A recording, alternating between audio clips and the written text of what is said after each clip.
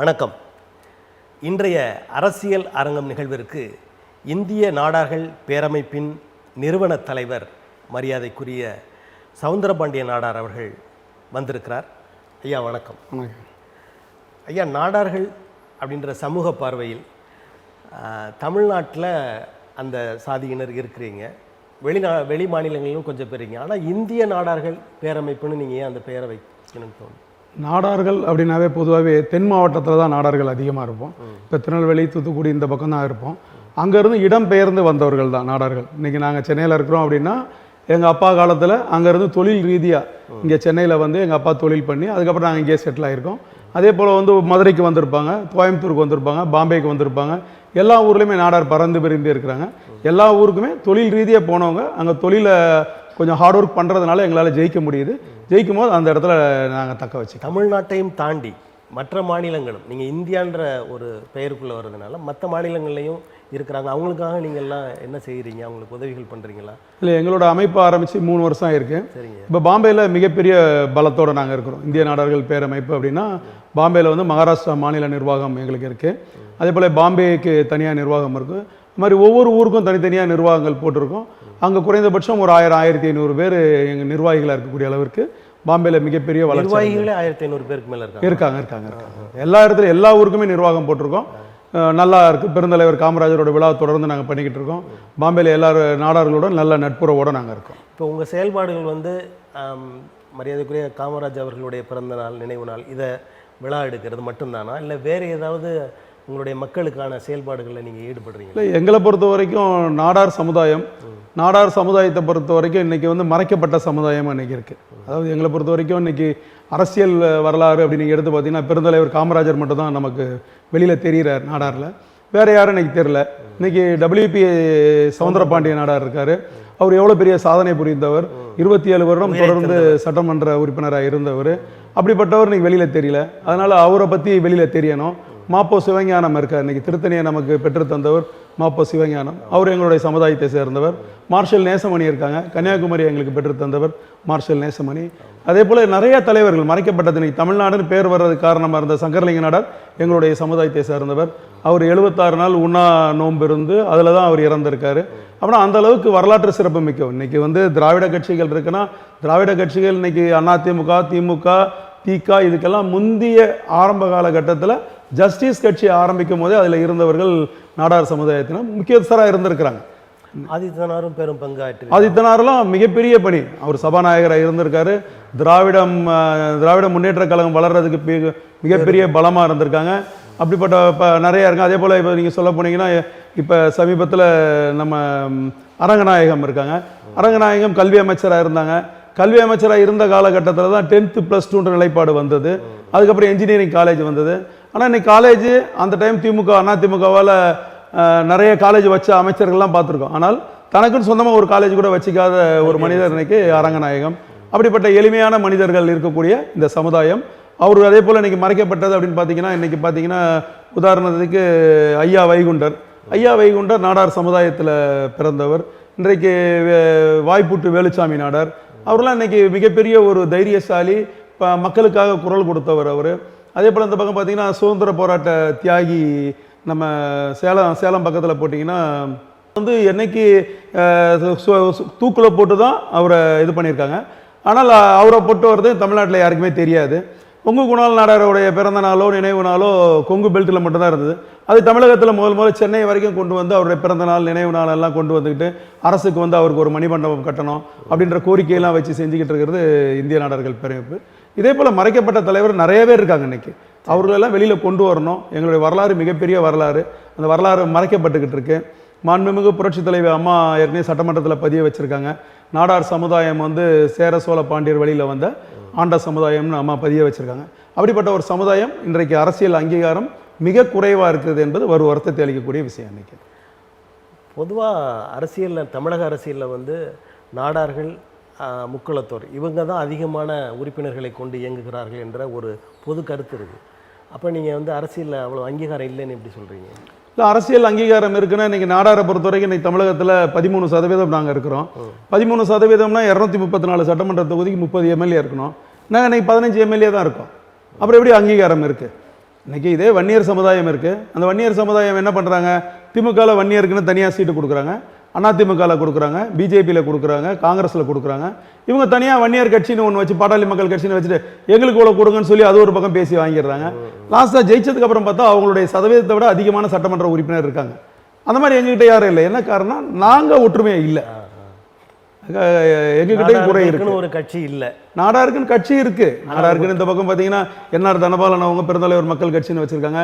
இந்த பக்கம் நாராயணச்ச பார்த்தீங்கன்னா அவர் சமத்துவ மக்கள் கழகம்னு வச்சிருக்காங்க. கட்சி இருக்கு, ஆனால் ஒருமித்த ஒற்றுமைன்றது எங்ககிட்ட இல்லை. அதற்கான பணிகள் இப்போ நடந்துகிட்டு இருக்கு. பொதுவாக நாடார் சமூகம் வந்து ஒரு வணிக சமூகம், அந்த பேர் எப்பவுமே உண்டு. இந்த வெளிநாட்டு நிறுவனங்கள், இந்த மாதிரி நிறுவனங்கள் வந்ததுனால உங்களுக்கான அந்த பயணம், அந்த சமூக வணிக பயணம் குறைஞ்சிருக்கா? அதுக்கு தாக்கம் ஏற்பட்டிருக்கிறதா? இல்லை, நிச்சயமாக இருக்கதாங்க. சரி, கார்ப்பரேட் வந்து வரும்போது தாக்கம் இருக்குது. அந்த காலத்தில் வந்து நாங்கள் ஊர்லேருந்து வரும்போது ஒரு 2000 ரூபா எடுத்துகிட்டு வந்தால் போதும், இங்கே ஒரு கடையை பிடிச்சிட்டு ஒரு 10க்கு 10 கடை இருந்தால் கூட உட்காந்துட்டு நம்ம ஹார்ட் ஒர்க் பண்ணுவோம். காலையில் எழுந்திரிச்சு 4 மணி கொத்தால் சாடி போய் காய்கறி வாங்கிட்டு வந்துட்டு அதுக்கப்புறம் காய்கறி போட்டு வீட்டில் இருக்க ஒய்ஃபை கூப்பிட்டு கடையில் நிற்க வச்சு அரிசி மூட்டை வாங்குறதுக்காக ரெட்டில்ஸ் போய் வாங்கிட்டு வந்து அப்படி தான் நாங்கள் வியாபாரம் பண்ணி ஹார்ட் ஒர்க் பண்ணி நாங்கள் ஜெயித்தோம். ஆனால் இன்றைக்கி வந்து கார்ப்பரேட் வந்தவொடனே அவங்க அங்கங்கே தெரு இன்றைக்கி வந்து கடைகளை போட்டுட்ருக்காங்க. கஷ்டம் தான், ஆனால் அதோட போட்டி போட்டு நம்ம போக தான் செய்யணும். இன்றைக்கி கடைகள் எல்லாமே இன்றைக்கி டிபார்ட்மெண்டல் ஸ்டோராக மாறணும். இன்றைய சூழ்நிலைக்கு ஏற்ற மாதிரி நம்ம மாறணும். மாறிக்கிட்டு இருக்கோம். இன்னும் சில இடத்துல மாறாத இடத்துல கொஞ்சம் கஷ்டமாக தான் இருக்குது. இருந்தாலும் மாறி தான் ஆகணும், காலத்தின் கட்டாயம். நாடார்கள் வணிகத்தில் ஆட்சி செலுத்த முடியவில்லை, ஆட்சி செலுத்துவதற்கு பல தடங்கல்கள் இருக்கிறது என்பது தமிழ்நாடு மொத்தத்துக்கும் ஒரு இழப்பு மாதிரின்னு நினைக்கிறீங்களா நீங்கள்? எப்படி ஆட்சி செய்ய முடியலன்னு நினைக்கிறீங்க? வெளிநாட்டு நிறுவனங்கள் அல்லது பெரிய பெரிய இந்த டாடா பிர்லா இல்லை அம்பானி அதானி போன்ற நிறுவனங்கள்லாம் வந்ததுனால உங்களுடைய செல்வாக்கு, வணிக செல்வாக்கு குறைகிறதோ? இல்லை, அப்படியெல்லாம் சொல்ல முடியாதுங்க. எல்லாருமே அவரவருடைய பிஸ்னஸை பண்ணிக்கிட்டு தான் இருக்கணும். சரவணா ஸ்டோர் என்னாச்சு, அவர் ஒரு பிஸ்னஸ், தேவையான பிஸ்னஸ் இன்றைக்கி பண்ணிக்கிட்டு தான் இருக்காங்க. அதுக்காக சரவணா ஸ்டோருக்கு போட்டியாக இல்லையா? இன்றைக்கி டாட்டாவும் இருக்குது, ரிலையன்ஸும் இருக்குது, சரவணா ஸ்டோர் அவங்களோட பிஸ்னஸ் அவங்க பண்ணிக்கிட்டு இருக்காங்க. இப்போ அருண் ஐஸ்கிரீம் இருக்குது, இன்றைக்கி அவங்க பெரிய அளவில் இன்றைக்கி பண்ணுறாங்க. அமுல் ஐஸ்கிரீம் இருக்குது, எவ்வளோ ஐஸ்கிரீம் இருக்குது, அந்த மாதிரி இருக்கும்போது பண்ணுறாங்க. ஆனால் கார்ப்பரேட் லெவலில் நாங்கள் வளர்ந்துருக்கோம், ஆனால் பெரிய அளவில் நாங்கள் வளரல, ஓரளவு கம்மியாக தான் நாங்கள் அதில் இருக்கிறோம். அது நிச்சயமாக, அதாவது இன்றைக்கு பொறுத்த வரைக்கும், இன்றைக்கி மத்திய அரசை பொறுத்த வரைக்கும் இந்த பக்கம் தென் மாவட்டத்தை அவங்க நம்ம மாநிலங்களை பார்க்குறது பார்வை கொஞ்சம் வித்தியாசமாக இருக்குது. அவங்க வடக்கில் பார்க்குற மாதிரி தெற்கில் பார்க்கல. அந்த நிலைப்பாடு இன்றைக்கி இருக்குது. வரக்கூடிய காலகட்டத்தில் அது மாறிச்சுன்னா அதுவும் நல்லா வரும் நம்பிக்கை இருக்குது. அரசியல் சார்ந்து நாடார்களே கிறிஸ்தவர்கள் இந்துக்கள் என்று பிரிந்திருக்கிறீர்களா? இல்லை, கிறிஸ்தவர்கள் இந்துக்கள் என்று நாங்களாம் பிரிஞ்சு இல்லைங்க. ஆனால் அரசியல்வாதிகள் பிரிக்கிறாங்க எங்களை. நாங்கள் இருக்கிறோம். நாங்கள் இன்னைக்கு என்னோடய வாட்ஸ்அப் எடுத்து பார்த்தீங்க, ஃபோன் எடுத்து பார்த்தீங்கன்னா அதில் ஒரு 2000 நம்பர் இருக்கும். அதில் எப்படி பார்த்தாலும் ஒரு 400-500 பேர் கிறிஸ்தவ நண்பர்கள் இருப்பாங்க, நாடாரில் இருப்பாங்க. என்ன சொல்ல, நண்பர்கள் என்று சொல்வதை உறவினர்கள் இருக்கிறாங்க. ஆனால் இந்த அரசியல்வாதி என்ன பண்ணுறாங்கன்னா, அந்த ஓட்டுக்காக இன்னைக்கு கிறிஸ்தவர் நாடாரை வந்து பிரிக்கிறான். எப்படி பிரிக்கிறான்? கிறிஸ்டின் நீ இந்து, இந்த பக்கம் நீ சானார், நீ கிராமணி, இப்படி தனித்தனியாக பிரிக்கிறாங்க. பிரித்து ஏமாத்துறாங்க. திராவிட கட்சிகள் ஏமாத்திக்கிட்டு இருக்கு. அதை ஆதரிக்கிறீர்களா, எதிர்க்கிறீர்களா? இல்லை, அது தப்பு தானே இது. நாங்கள் ஒன்று, நாங்கள் ரத்தத்தை பாருங்கள் ஒன்று. நாடார் பிறப்பில் நாடார்கள் ஒன்று. எங்களை பொறுத்த வரைக்கும் நாடார் ரத்தம் ஒன்று தான். அந்த நிலைப்பாடு தான் எங்களை பொறுத்த வரைக்கும். எங்களை பிரித்தாள்றாங்க, அரசியல்வாதிகள் பிரித்தாள்றாங்க. அப்படி பிரித்து ஆள்கிற அவர்களை கண்டுபிடித்து அவர்களுக்கு எதிராக நீங்கள் செயல்படுகிறீர்களா? இல்லை, நிச்சயமாக எங்களோட அமைப்பை பொறுத்த வரைக்கும் அதுதான். எங்கள் அமைப்பு ஆரம்பிக்கப்பட்டதின் நோக்கமே நாடார்களை பிரித்தாளுகிறார்கள் அரசியல்வாதிகள். அந்த நிலைப்பாடு இல்லாமல் நாடார்கள் ஒருமித்த கருத்தோடு ஓரணியாக இருக்க வேண்டும் என்பதுதான் இந்திய நாடார்கள் பேரமைப்பின் கோரிக்கை. அதை நாங்கள் தெளிவான முறையில் செய்து கொண்டிருக்கிறோம். இந்த 18வது நாடாளுமன்ற தேர்தலில் இந்த உங்களுடைய இந்திய நாடார்கள் பேரமைப்பு எந்த கட்சிக்கு பணியாற்றுகிறது, எந்த கட்சியை ஆதரிக்கிறது? இல்லை, கட்சின்றது எங்களை பொறுத்த வரைக்கும் கிடையாதுங்க. எங்களை பொறுத்த இந்திய நாடார்கள் பேரமைப்பை ஆமாம், எங்களை பொறுத்த வரைக்கும் இந்திய நாடார்கள் பேரமைப்பை பொறுத்த வரைக்கும் எலெக்ஷனுக்கு முன்னாடியே நாங்கள் வந்து எங்களுடைய நிர்வாகிகள் எல்லாம் கூப்பிட்டு தீர்மானம் போட்டோம். எலெக்ஷனில் நம்ம என்ன பண்ண போகிறோம் அப்படின்னு பண்ணும்போது நிறைய விஷயங்கள் கலந்து பேசணும். எல்லாம் பேசும்போது நாங்கள் ஒரு முடிவு எடுத்தோம். எந்த இடத்துல நாடார் கேண்டிடேட் தனியாக நிற்கிறாங்களோ, உதாரணம் எந்த கட்சின்றது எங்களுக்கு வேண்டாம். ஏன்னா எங்கள் அமைப்பிலேயே திமுக, அதிமுக, பிஜேபி, காங்கிரஸ் எல்லா கட்சியை சேர்ந்த நண்பர்கள், உறவினர்கள் இருக்காங்க. அதனால் நம்மளை பொறுத்த வரைக்கும் எந்த இடத்துல சிங்கிள் கேண்டிடேட். இப்போ உதாரணத்துக்கு வந்து இப்போ நாங்கள் என்ன பிளான் பண்ணோம் அப்படின்னா, திமுக, அதிமுக, பிஜேபி, காங்கிரஸ் ஆண்ட கட்சி, ஆளும் கட்சி, இதை மட்டும் தான் எடுத்தோம். சுயேட்சை இது நிலைப்பாடெல்லாம் நாங்கள் எடுக்கல. இந்த அடிப்படையில் யார் தனியாக நாடார் நிற்கிறாங்களோ அவங்களுக்கு நம்ம சப்போர்ட் பண்ணுவோம். எதிர்த்து நாடார் இருக்கக்கூடாது. ஒரே இடத்துல 2 நாடார் இருந்தால் நம்ம அமைதியாக இருப்போம். 2 நாடார் அவங்க போட்டி போட்டு வரட்டும். ஒரு நாடாராக இருந்தால் அங்கே நம்ம ஒர்க் பண்ணுவோம் அப்படின்ற பிளான் எங்களை பொறுத்த வரைக்கும். அந்த அடிப்படையில் வட சென்னையை பொறுத்த வரைக்கும் பால் கனகராஜ் இருக்காங்க. அவங்களுக்கு எதிர்த்து நாடார் கேண்டிடேட் இல்லை, அதாவது ஆளும் கட்சி ஆண்ட கட்சியில் இல்லை. அதன் அடிப்படையில் பால் கனகராஜுக்கு இந்திய நாடார்கள் பேரமைப்பு சப்போர்ட் பண்ணிக்கிட்டு இருக்கு. டெய்லி பிரச்சாரம் போகிறோம், ஒவ்வொரு சங்கங்களாக போகிறோம், பார்க்குறோம். வெறும் நாடார் சமுதாயத்தை மட்டும் நாங்கள் பார்க்கல, மற்ற சமுதாயத்தினரும் பார்க்குறோம். பார்த்து பெருந்தலைவர் வெளியில் பால் கனகராஜ் நல்லா ஒர்க் பண்ணுவார், நல்ல ஒரு தைரியமான ஒரு நபர் அவர். மத்தியில் இந்த தடவை மோடி வந்தாங்கன்னா இவர் வரும்போது தேவையானதை செய்ய முடியும். இன்றைக்கி கிட்டத்தட்ட ஒரு 50 ஆண்டு காலமாக திராவிட கட்சிகள் தான் இன்றைக்கி வட சென்னை பொறுத்த வரைக்கும் பாராளுமன்ற வேட்பாளராக எம்பியாக நிற்கிறாங்க. இந்த நிலை மாற வேண்டும். மத்தியில் ஆளும் கட்சியாக இருக்கிறவங்க இங்கே வந்தால் தான் நமக்கு தேவையானதை செய்ய முடியும். இந்த வஞ்சிக்கப்பட்ட வட சென்னை வளமான சென்னை ஆகணும்னா மாற்றம் நிச்சயமாக தேவை. அதற்கு பிஜேபி பால் கனகராஜ் வரணும். அந்த இடத்துல நாங்கள் வந்து பிஜேபின்னு சொல்ல வேண்டிய நிர்பந்தம். ஆனால் எங்களை பொறுத்தவரை பால் கனகராஜ் நாடார் அவர்கள் ஜெயிக்க வேண்டும் என்பதற்காக நாங்கள் பணி செய்துகின்றோம். தென் சென்னையிலையும் நாடார் தான் நிற்கிறாங்க, இருக்காங்க. தமிழிசை நிற்கிறோம், அங்கேயும் எங்களுடைய டீம் ஒர்க் பண்ணிக்கிட்டு இருக்கு. அதே போல் திண்டுக்கல்ல திலகபாமா நிற்கிறாங்க, அங்கேயும் நாங்கள் ஒர்க் பண்ணிக்கிட்டு இருக்கோம். மீதி இடங்கள்ல எல்லாம் நாங்கள் எங்கேயும் ஒர்க் பண்ணலை. இப்போ திராவிட முன்னேற்ற கழகம் நாடார்களை நிறுத்தலையா? நிறுத்தியிருக்காங்கல்ல? இல்லையே, நாடார் எங்கே நிறுத்திடுவோம்? ஒரு நாடார் கூட அவங்க சீட்டே கொடுக்கல இந்த தடவை. ஒரு நாடார் கூட நிற்கல. இல்லை இன்னும் ஒரு சில விஷயத்த நாடார் சமுதாயத்தில் இருக்கவங்களுக்கு சொல்ல கடமைப்பட்டிருக்கேன். இப்போ உதாரணத்துக்கு வந்து இப்போ கன்னியாகுமரியை பொறுத்த வரைக்கும் நாடார் பெல்ட் அது. ஆனால் அங்கே பார்த்தீங்கன்னா இன்றைக்கி அதிமுக வந்து ஒரு மீனவ சமுதாயத்தை சேர்ந்த ஒரு தோழரை நிறுத்தியிருக்காங்க.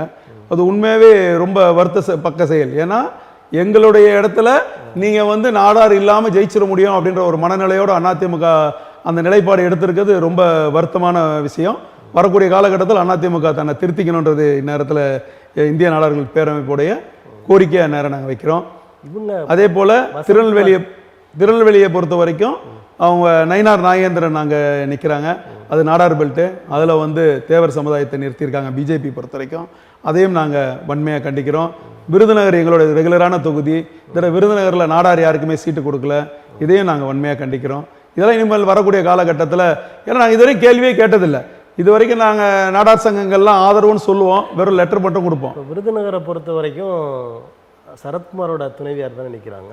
சரத்குமார் துணைவியார், நான் நாடார் நிற்கலன்னு நான் சொல்கிறேன், நீங்கள் வேறு மாதிரி புரிஞ்சுக்கிட்டு இருக்கீங்க. சரி, அது கன்னியாகுமரியில் ஆமாம், அவங்க வசந்த் அவங்களோட மகன் தான் நிற்கிறாங்க. ஆமாம், அவங்களுக்கு நீங்கள் ஆதரவு கொடுத்துருக்கீங்க. இல்லை, என்ன காரணம், அந்த பக்கம் பிஜேபியிலேருந்து அண்ணாச்சி நிற்கிறாங்க. அதுவும் அந்த இடத்துல 2 கேண்டிடேட் ஆயிடுது. நமக்கு 2 கேண்டிடேட் ஆகும்போது அந்த இடத்துல அமைதியாக இருக்கிறது தான் எங்களுடைய ஆரம்பத்திலேயே எங்களுடைய தீர்மானம். அதன் அடிப்படையில் கன்னியாகுமரி நாங்கள் எதுவும் ஒர்க் பண்ணல. அதே போல் இன்றைக்கி தூத்துக்குடி பார்த்தீங்கன்னா, தூத்துக்குடி பொறுத்த வரைக்கும் நாடாரோட பெல்ட்டு. இன்றைக்கி கனிமொழி நின்று போன தடவை ஜெயிச்சிருக்காங்க, இப்போயும் கனிமொழி நிற்கிறாங்க. நிறைய இடத்துல அரசியல்வாதிகள் வந்து இந்த மாதிரி விளையாடுறாங்க. அதாவது விளவங்கோடை பொறுத்த வரைக்கும் நீங்கள் சொன்னீங்க, விளவங்கோடில் ஏற்கனவே ஒரு முறை அந்த பகுதியில் வந்து காமராஜ் அவர்கள் லூர்தம்மாள் சைமன் அவங்களை நிறுத்தி வெற்றி பெற செய்தார். அவங்களோட வழி தோன்றல் இந்த அம்மா அப்படின்னு சொல்கிறாங்க தாரகை. ஏன் நீங்கள் அதை எதிர்க்கிறீங்க? காமராஜ் அவர்களே ஒத்துக்கொண்ட ஒரு விஷயம் இல்லைங்க. காமராஜர் ஒத்துக்கிட்டோன்னா, காமராஜர் வந்து ஒரு தமிழகத்தோட முதலமைச்சராக இருந்தாங்க. தமிழகத்தில் எல்லாரையும் ஒரே எண்ணத்தோடு பார்க்கணும். நாங்கள் வந்து நாடார் சமுதாயன்ற எண்ணத்தோடு இருக்கும்போது அந்த இடத்துல சின்ன எங்களுக்கு ஒரு மாற்றம் இருக்கும். எங்களை பொறுத்தவரை விளவங்கோடு முழுமையான நாடார் சமுதாயத்தோடைய ஓட்டு. அந்த இடத்துல விஜயதாரணை தொடர்ந்து ஜெயிச்சுட்டு வராங்க. அந்த இடத்துல மதம் விளையாடுது. அங்கே வந்து கிறிஸ்டினா இந்துவான்னு பிரித்து பார்க்கறதுனால தான் அங்கே ஜெயிக்க முடியாது. உதாரணத்துக்கு கன்னியாகுமரி சட்டமன்றத்தை பொறுத்தவரைக்கும் போன தடவை ஆஸ்டின் அவங்க நின்று தோக்குறாங்க. கன்னியாகுமரி எங்களோட மெஜாரிட்டியான தொகுதி. அங்கே பார்த்தா வேறு சமுதாயத்தை சார்ந்தவர் ஒருத்தர் ஜெயிக்கிறாரு. எங்களை பிரித்தாள்றாங்க இன்றைக்கி அரசியல்வாதிகள். அது நாங்கள் இவ்வளோ நாள் புரிஞ்சிக்கல, இப்போ கொஞ்சம் புரிஞ்சுக்கிட்டு இப்போ தான் களத்தில் இறங்கியிருக்கோம். நிச்சயமாக வரக்கூடிய காலகட்டத்தில் ரொம்ப தெளிவாக இருக்கும். இப்போ நாகரிகமான ஒரு உலகம் வேறு இடத்த நோக்கி சென்று கொண்டிருக்கிறோம். அந்த நேரத்தில் சாதி அதை பிடிச்சிட்டு அதுக்காக செயல்படுவது சரின்னு நினைக்கிறீங்களா? இல்லைங்க, இப்போ எனக்கு வந்து பேர் ராகம் சவுந்தரபாண்டியன் எனக்கு பேர் இருக்குது. ஆமாம். நீ யார் அப்படின்னா நான் நாடார்னு சொல்லி தாங்க ஆகணும். நான் நாடார்னு தான் என்னுடைய அடையாளம். என்னோடய அடையாளத்தை நான் சொல்லணும்ல. ஒவ்வொரு சமுதாயத்துக்கும் ஒரு குணாதிசயங்கள் இருக்கும். நாடார் அப்படின்னா அதுக்கு ஒரு குணாதிசயம். நாடாரா ரைட்டுப்பா, அவங்க வியாபாரியாக இருப்பாங்க, அவங்கள பொறுத்த வரைக்கும் வார்த்தை கரெக்டாக இருப்பாங்க, காசு 10 பைசா வாங்கினாலும் கரெக்டாக திருப்பி கொடுப்பாங்க, வியாபாரத்தில் ரொம்ப தெளிவாக இருப்பாங்க, நம்பிக்கையாக இருப்பாங்க. இந்த நம்பிக்கை இருக்குல்ல, அப்புறம் ஒரு சமுதாயத்துக்கும் ஒரு பேர் இருக்குது. அப்புறம் எங்களுடைய அடையாளம் அது. அந்த அடையாளத்தெல்லாம் நாங்கள் விட்டு கொடுக்கவே முடியாது. இந்த சமுதாய பார்வையில் மற்ற சமுதாயங்களோட இணைந்து போக வேண்டும் அப்படின்னு சொல்லி வேறு சமூகங்களை நீங்கள் இணைத்து கொண்டது உண்டா? நிச்சயமா. அதாவது இந்திய நாடார்கள் பேரமைப்பு அப்படின்னு வரும்போது நாங்கள் என்னுடைய சமுதாயம்ன்ற நிலைப்பாட்டில் இருக்கோம். ஆனால் சக நண்பர்களாக இருக்காங்கல்ல, வேறு மாற்று சமுதாயத்தில் இருக்கவங்க நண்பர்களாக இருக்கிறோம். தேவைப்பட நேர காலகட்டத்தில் ஒன்றா இணைஞ்சிக்கலாம், அதெல்லாம் வேறு. அமைப்பு சமுதாயம் அப்படின்னு வரும்போது இது எங்களோட அமைப்பு ரீதியாக பார்க்குறோம். பொதுவான ஒரு பிரச்சனை அப்படின்னா நான் தமிழனா நின்று பார்ப்பேன், நான் இந்தியனா நின்று பார்ப்பேன். அதில் எங்களுக்கு அந்த இடத்துல வரும்போது எங்களுக்கு சமுதாய நிலைப்பாடு கிடையாது. இப்போ நாடார் என்ற அந்த அமைப்பு தவிர்த்து அரசியலில் யார் ஒன்றியத்தில் அரசாள வேண்டும், அடுத்த முறை யார் வர வேண்டும் அப்படின்னு நீங்கள் நினைக்கிறீங்க? இல்லை, இன்னைக்கு வந்து மோடியை பொறுத்த வரைக்கும் 10 வருஷமாக இருந்திருக்கிறாங்க. இன்னைக்கு அவரை பொறுத்த வரைக்கும் எதிரியே இல்லாத மாதிரி தான் இன்னைக்கு களம் அவருக்கு பொறுத்த வரைக்கும் தெரியுது இன்னைக்கு. அதனால் வேறு சோர்ஸ் இல்லை, அவங்க தான் வருவாங்க. பிஜேபி தான் எங்களோட மனநிலையில் வருவாங்க. வரும்போது இனிமேல் இப்போ வந்து அவங்க தமிழ்நாட்டு மேலே அவரோட பார்வை பட்டிருக்கு. இனி வரக்கூடிய காலகட்டத்தில் தமிழகத்தை கொஞ்சம் நல்லா பார்க்கணும். இன்றைக்கி சாதாரணமாகவே இப்போ வட சென்னை, நாங்களாம் பிறந்து வளர்ந்தது வட சென்னை, பொதுவாக நாடாருனாவே வட சென்னையில் தான் ஆரம்பமாக இருக்கும். இன்றைக்கி வட சென்னையில் ஏதாவது தொழிலதிபர்கள் இருக்கிறாங்களா, யாராவது இருக்காங்களான்னு பார்த்தா தொழிலதிபர்களும் அங்கே வட சென்னையில் கிடையாது. வேறு பணவாய் வசதி படைத்தவர்கள் அங்கே கிடையாது. ஒரு செலிபிரிட்டிஸ் யாராவது வட சென்னையில் இருக்காங்கன்னா பார்த்தா கிடையாது. என்ன காரணம்? அங்கே பொல்யூஷன் இருக்குது, சுகாதாரமான குடித நீர் கிடையாது, கழிவு நீர் கிடையாது, சாலை வசதி கிடையாது, இதெல்லாமே இருக்குது. அப்படின்னா இது இல்லாதனால தான் வட சென்னைக்கு வசதி படைத்தவர்கள் வரமாட்டுறாங்க. வசதி படைத்தவர்களும் வட சென்னையில் இருக்கக்கூடிய அளவிற்கு வட சென்னையை மாற்ற வேண்டியது இன்றைக்கு பிஜேபியின் கடமை. பிஜேபி என்ன தமிழ்நாட்டுக்கு பண்ணுறாங்களோ இல்லையோ, வட சென்னையை வளமான சென்னையாக தொழில் நகரமாக மாற்ற வேண்டும். அதே போல் கம்ப்யூட்டர் சம்பந்தமான விஷயத்தெல்லாம் வட சென்னையில் கொண்டு வரணுன்றது எங்களுடைய இது. கொண்டு வந்தால் வட சென்னை நல்லாயிருக்கும். பொதுவாக நடைபெறுகிற ஆட்சியின் மேலே மக்கள் அதிருப்தியாக இருப்பார்கள், அதில் மாற்ற வேண்டும் என்று நினைப்பார்கள். அப்படி இருக்கும்போது 10 ஆண்டுகளாக தொடர்ந்து ஆட்சி செய்கிற அந்த பாரதிய ஜனதா கட்சி மாற வேண்டும், அந்த ஆட்சி மாற வேண்டும் என்று நினைக்கிறது மக்களுடைய இயல்பு. இல்லை, மக்களை பொறுத்த வரைக்கும் எப்போவுமே ஒரு எண்ணம் இருக்குங்க. திமுக எந்த இடம் வந்தோன்னா அடுத்து அதிமுக வரணும், அதிமுக வந்தால் திமுக வரணும் அப்படின்ற ஆல்டர்னேட் 2 பக்கம் இருந்துக்கிட்டே தாங்க இருக்கும். அதில் வந்து மக்களை பொறுத்த வரைக்கும் இல்லை. ஆனால் அவர்களுக்கு என்ன விஷயத்த வேணும் அப்படின்றது இருக்குது. எனக்கு இது கிடைக்கல. இன்றைக்கி நான் தான் சொல்லிட்டேன் இல்லையா, வட சென்னை தமிழகத்தை பொறுத்த வரைக்கும் மத்திய அரசு சரியாக பார்க்கல. இப்போ அவங்க பார்வை தமிழகம் பக்கம் திரும்பி இருக்கு. ஸோ திரும்பி இருக்கணும் போது இனிமேல் வரக்கூடிய காலகட்டத்தில் அவங்க நல்லா பண்ணுவாங்கன்ற ஒரு நம்பிக்கையின் அடிப்படையில் அவங்கள எல்லாருமே இன்றைக்கி பார்க்குறாங்க. எங்களை பொறுத்த வரைக்கும் பால் கனகராஜ் நாடார்ன்ற அடிப்படையில் வட சென்னையில் நாங்கள் வேலை பார்க்குறோம். வட சென்னையில் அவர் ஜெயிச்சு வந்தார்னா அவர் ஆளுங்கட்சியாக இருக்கும்போது அவரால் மத்திய அரசிட கேட்டு போராடி வட சென்னைக்கான வளர்ச்சிக்கு அவர் பாடுபடுவார்ன்ற நம்பிக்கை எங்களுக்கு நிச்சயமாக இருக்கு. 10 ஆண்டு காலம் அதற்கு முன்பதாக அவங்க ஆட்சிக்கு வர்றதுக்கு முன்னாடி கொடுத்த உறுதிமொழிகள்லாம் நிறைவேற்றியிருக்காங்கன்னு நீங்கள் நினைக்கிறீங்களா? அந்த பொலிட்டிக்கலாக நாங்கள் இன்னைக்கு இல்லை.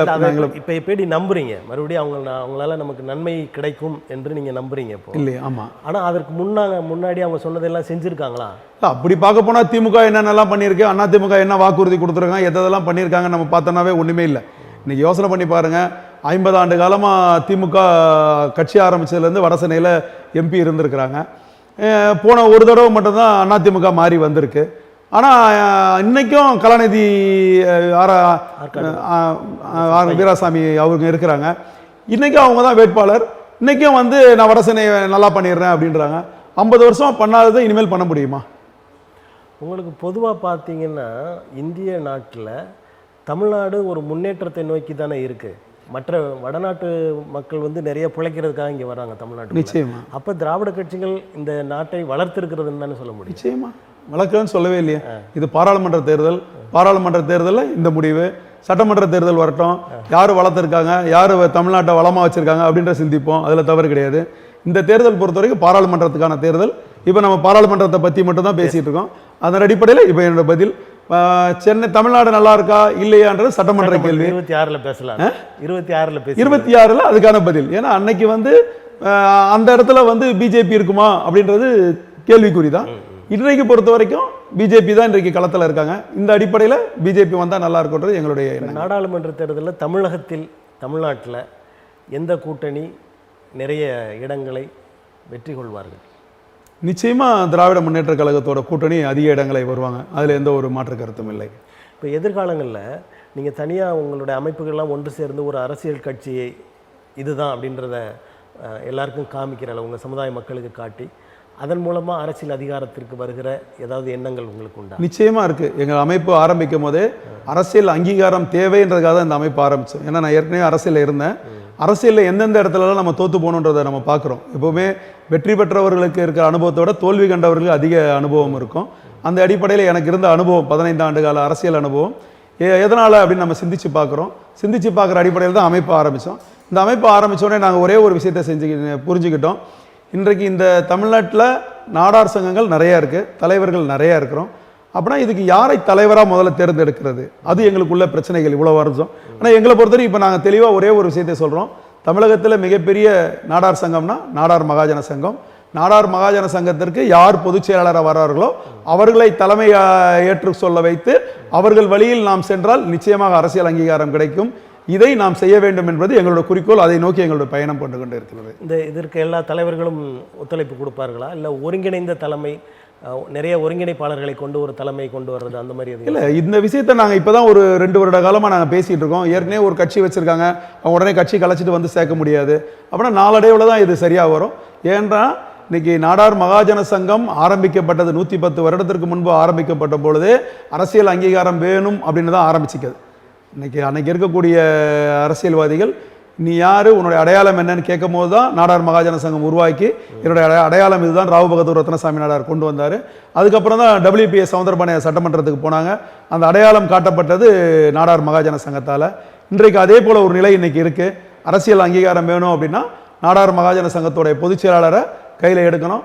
எடுத்து அவர் வழியில் எல்லா நாடார் சங்கங்களும் அதாவது எல்லாருமே வரணும். வர்றது கொஞ்சம் காலதாமதம் ஆக தான் செய்யும், எடுத்த உடனே செய்ய முடியாது, காலதாமதம் ஆகும். நிச்சயமாக எங்களுடைய நிலை கட்டாயம் நிறைவேறும், அதில் எந்த ஒரு மாற்று கருத்தும் இல்லை. அதாவது கிறித்தவ நாடார்கள் கல்வியில் மிகச்சிறந்த நிலைக்கு வந்திருக்காங்க, இந்து நாடார்கள் வணிகத்தில் இருக்காங்க. இந்த இரண்டையும் நீங்கள் எப்படி பார்க்கிறீர்கள்? இல்லை, அப்படி கிடையாதுங்க. இன்றைக்கி ஒரு மனிதனுக்கு 2 கண்ணு வேணுங்க.